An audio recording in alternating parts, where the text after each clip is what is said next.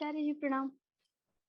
मेरा प्रश्न ये है कि जैसे हम लोग अपनी फैमिली जहाँ से हम लोग शुरू करते हैं बोलना, सीखना, सब कुछ बचपन से शुरू करते हैं, उनके खिलाफ अगर खड़ा होना पड़े और इसलिए क्योंकि वो कुछ समझ ही नहीं रहे हैं, कितना भी समझाओ, उनको पता भी है कि वो गलत कर रहे हैं, पर फिर भी वो ये मानने को तैयार नहीं है क्योंकि वो मम्मी-पापा हैं कि हम कर रहे हैं तो हम सही कर रहे हैं, तुम्हारी भलाई के लिए कर रहे हैं। तो ये चीज़ नहीं समझ में आता है कि उस टाइम पे क्या करना चाहिए। जैसे कि ये चीज़ मेरी लाइफ़ में भी हो रही है। हमको शादी नहीं करना है। अभी मेरी उम्र 23 साल है और हम यूपीएससी की प्रिपरेशन कर रहे हैं। वो लोग ज़बरदस्ती बोल रहे हैं कि शादी करो, शादी करो। 2 साल पहले फिक्स हुआ था पर कोरोना की वजह से पेंडिंग हो गया है।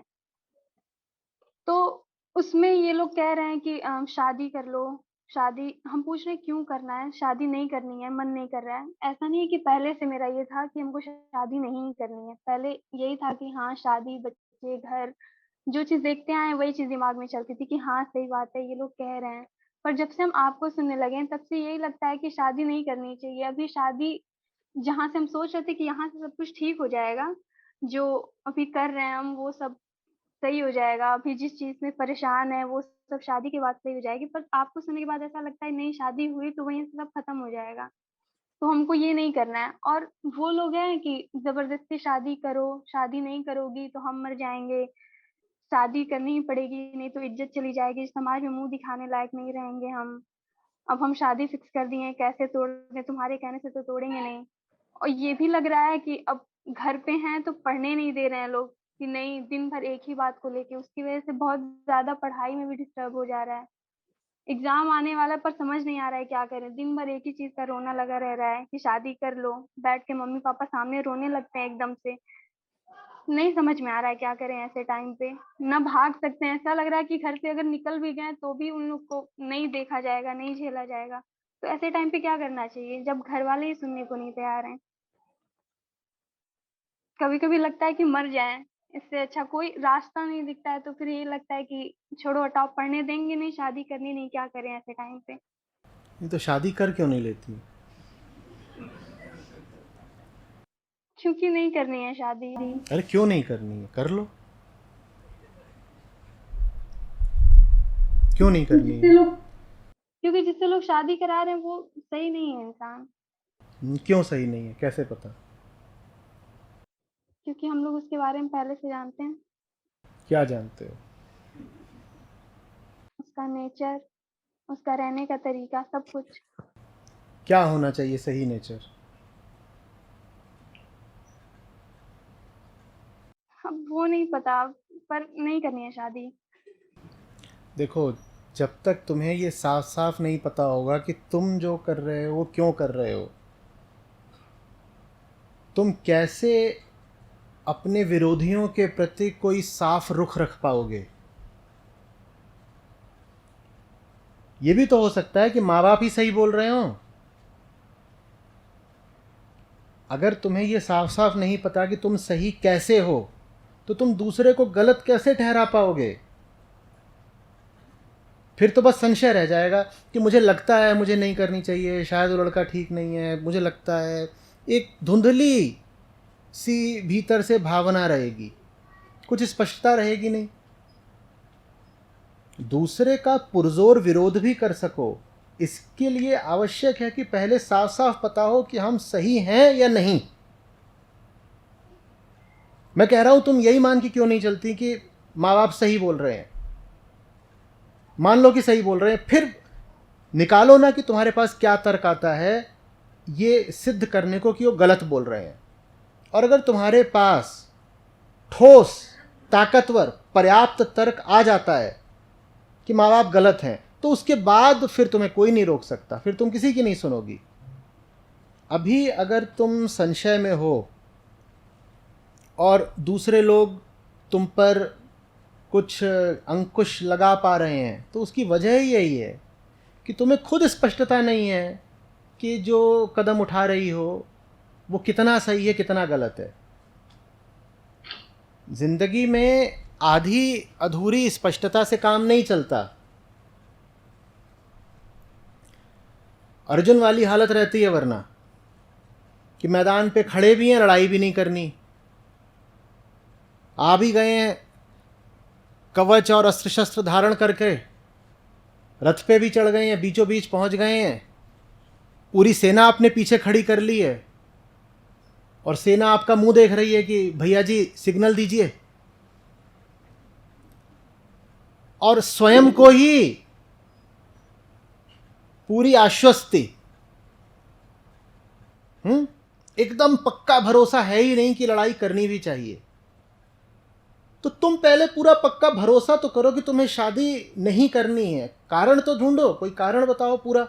ऐसे नहीं होता कि नहीं बस नहीं करनी है, ऐसे वाले ज़रूर करते हैं, बस वो इधर उधर 2-4 महीने टाल के फिर उनकी हो जाती है। ऐसे तो हर कोई कर रहा होता है। हिंदुस्तान में खासतौर पे कौन लड़की होती है जो बोलती है नहीं मुझे तो करनी है अभी कराओ, ऐसे कोई बोलता है? तो यहाँ तो सभी ऐसे ही बोलती हैं कि नहीं करनी, फिर 4 महीने में कर लेती हैं। आपकी बात में और आपके संकल्प में बल तभी होगा जब आपके पास स्पष्टता होगी। स्पष्टता लेकर के आइए कि आप उम्र में जहाँ खड़ी हैं, जीवन में जहाँ हैं आप, वहाँ आपके लिए विवाह क्यों अनुचित है।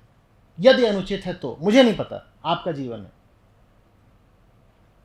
अगर शादी ठीक नहीं है तो साफ साफ लिख करके बताओ कि क्यों नहीं ठीक है। ठीक वैसे जैसे यूपीएससी की तैयारी कर रहे हो तो वहाँ कोई सवाल पूछा जाएगा परिचय में, तो ऐसे थोड़ी लिख सकती हो।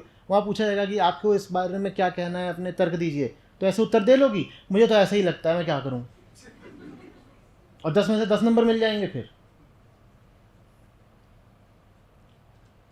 ऐसा ही सवाल आया कि आपके इलाके से 2 उम्मीदवार खड़े हुए हैं, मान लिया कुछ भी है, पार्षद का चुनाव है, किसी का भी, लोकसभा का, बताइए आप किसको वोट देंगी।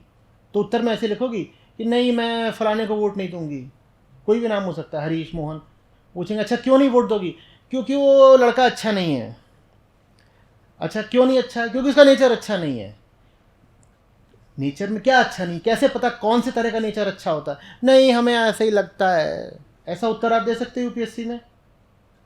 जब यूपीएससी में नहीं दे सकते तो जिंदगी में कैसे दे सकते हो? भावनाओं से, वेग इंप्रेशन से काम नहीं चलता, शार्प क्लैरिटी चाहिए होती है। और जब वो शार्प क्लैरिटी आ जाएगी तो माँ बाप खुद ही पीछे हट जाएंगे। अभी अगर माँ बाप तुम्हारे साथ रसाकसी कर भी रहे हैं तो उन्हें इसलिए पता है उन्हें कि ये लड़की अभी खुद अधर में है, इसको अभी खुद पक्का भरोसा नहीं है क्या करें क्या ना करें। जब उन्हें तुम्हारी आंखों में एक स्थिरता दिख जाएगी कि लड़की एक निश्चय पर पहुंच चुकी है और अब वहां दृढ़ है, तो फिर वो खुद ही दखलंदाजी नहीं करेंगे। अभी तो उन्हें उम्मीद दिख रही है, अभी उनको दिखता है कि थोड़ा धक्का और मारेंगे तो इसकी गाड़ी चल देगी और सीधे पंडाल पे आके रुकेगी। मैंने बार बार बोला है ना, आपके साथ कोई जोर आजमाइश तभी करता है जब उसे सफल होने की उम्मीद दिखती है। तो दोनों जने तुम्हारे सामने बैठ के काहे को रोते हैं? उन्हें पता है तुम आंसुओं से पिघल जाओगी, गल जाओगी, बरसात होगी भट से गल गई मिट्टी की तरह। अच्छे से जानते हैं। देखो ये जो संसारी गृहस्थ लोग होते हैं ये और कुछ जाने ना जाने, कुछ बातें जो इन्हें पूरी पता होती हैं उसमें ये जबरदस्त एक्सपर्ट होते हैं। किसी से बात कैसे उगलवानी है, किसी के सामने किस तरह से अच्छा बन के रहना है, कोई सुन ना रहा हो तो उसके आगे 2 आंसू टपका दो, किसी को झूठ मूठा गुस्सा दिखा दो, नकली विनम्रता दिखा दो, हे करके बोलो आइए बैठिए लड्डू खाइए। ये सब दुनिया वाले खूब जानते हैं। और वो ये भी जानते हैं कि ये सब चालें चलानी किस पर होती हैं। ये सब चालें वो अनाड़ी लोगों पर ही चलाते हैं। जहाँ उनको दिख जाता है कि बेटा यहाँ दाल गलेगी नहीं, वहाँ वो फिर कोशिश करना बंद कर देते हैं। और मैं अपनी ओर से कुछ बोल ही नहीं रहा, मेरे ऊपर तो इल्ज़ाम तुम आने मत देना कि इनकी वजह से मेरी शादी नहीं हुई। मैं तो कह रहा हूँ मानकर चलो कि माँ बाप ही सही बोल रहे हैं।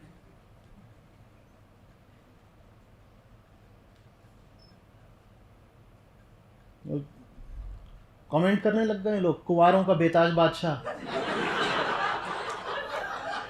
और कोई उपाधि मिली हो ना मिली हो जीवन में, ये मिलवा दी तुम लोगों ने।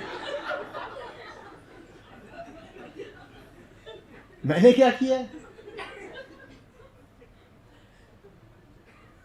मेरी ओर से तुम्हारे माँ बाप बिल्कुल ठीक बोल रहे हैं।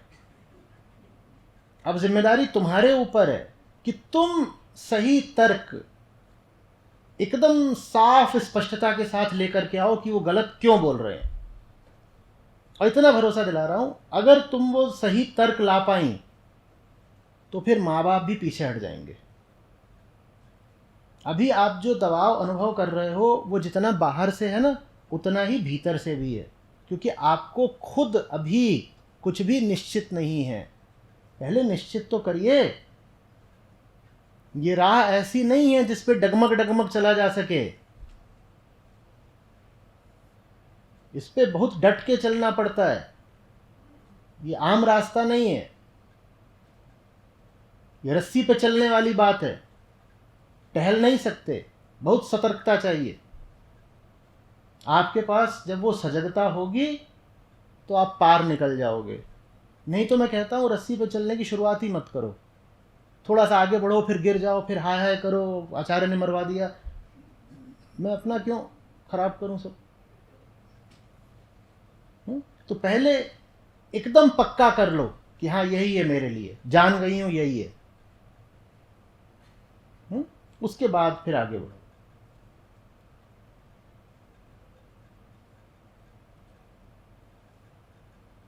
नहीं तो शादी वगैरह में कोई बुराई थोड़ी है, इसमें कर ही लो।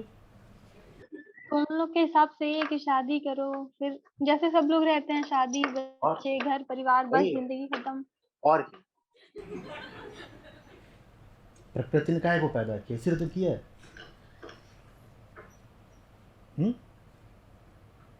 सही बोल रहा हूँ ना?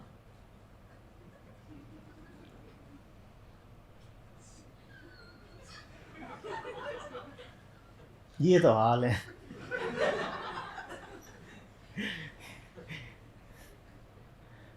बेटा जब तैयारी पूरी नहीं होती ना तो लड़ाई में नहीं उतरते। जो रास्ता मैं बताता हूँ वो कुरुक्षेत्र का रास्ता है। वो उनके लिए है जिन्होंने तैयारी पूरी कर ली हो। ऐसे ही टहलते टहलते मैदान में आ जाओगी, मारी जाओगी। पहले तैयारी पूरी करो। क्या करें?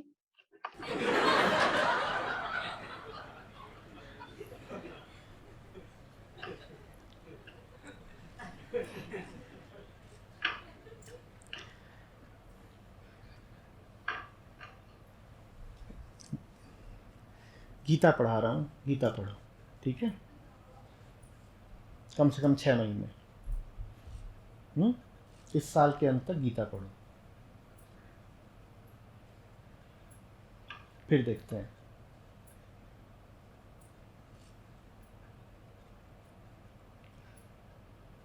गीता से क्या होगा? गीता तो हमारे घर में भी है। नहीं नहीं, गीता से बात नहीं। अगले 2 महीने बाद शादी है, इसलिए हम सोच रहे थे कि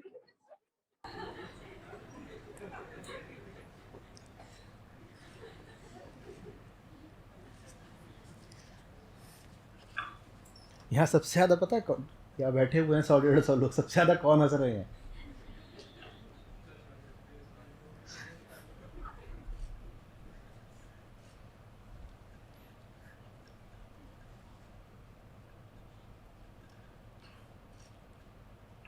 जब निश्चित कर ही चुके हो 2 महीने बाद शादी है, उसकी तिथि भी निर्धारित कर ली है, तो मुझसे क्या बात करने आए हो? क्या आचार्य जी आइए श्लोक पढ़ दीजिए।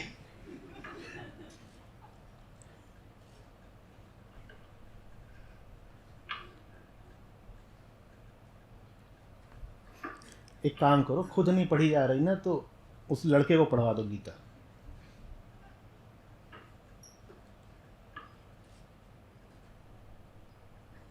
उसको कहो देखो अगर हमसे प्यार करते हो तो आचार्य जी के शिविर में चले जाओ, एक बार यहाँ भेज दो, बाकी काम अपने आप हो जाता है। कोई शिविर ऐसा नहीं होता जिसमें कम से कम 1 दर्जन दर्द भरी कहानियां ना उठती हो शादीशुदा लोगों की। कुंवारे अपने आप संट हो जाते हैं, कहते हैं अगर ऐसा होना है तो नहीं चाहिए बाबा।